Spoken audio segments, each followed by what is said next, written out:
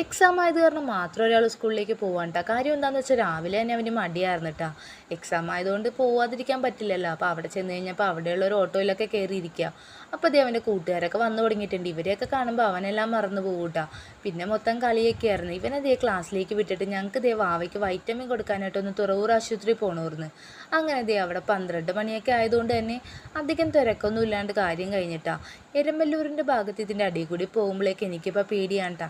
കഴിഞ്ഞ ദിവസം ഇത് മറിഞ്ഞ് വീണിട്ട് ഒരാൾ മരിച്ചിട്ടുണ്ടായിരുന്നു.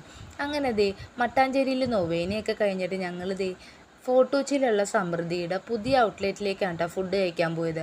അവിടെ മീൽസിനൊക്കെ 20 റുപ്പീസ് അല്ല കേട്ടോ. ഇതുപോലെ കായൽ കാഴ്ചയൊക്കെ കണ്ടുകൊണ്ടൊക്കെ കഴിക്കാം. അങ്ങനെ അത് കഴിഞ്ഞ് ഞങ്ങൾ ഒരു 3:30 കൂടി തിരിച്ച് വീട്ടിലേക്ക് പോന്നിട്ടുണ്ടായിരുന്നു. ചെറുതായിട്ട് മഴ പൊടിയാനുണ്ടായിരുന്നു. അപ്പം ഞാൻ ദേ അവനെ വിളിക്കാനായിട്ട് പോവുകയാണെ. അപ്പോൾ ആദ്യമേ തന്നെ കടിയൊക്കെ വാങ്ങിച്ച് കയ്യിൽ പിടിച്ചിട്ടുണ്ട്. അല്ലെങ്കിൽ പിന്നെ അവൻ ഓടിക്കളയും. അത് കഴിഞ്ഞ് ദേ ഇവൻ എന്നോട് പറയുന്നുണ്ട്, അമ്മ എനിക്ക് ഇന്നും ട്രോഫി കിട്ടിയില്ലെന്ന്.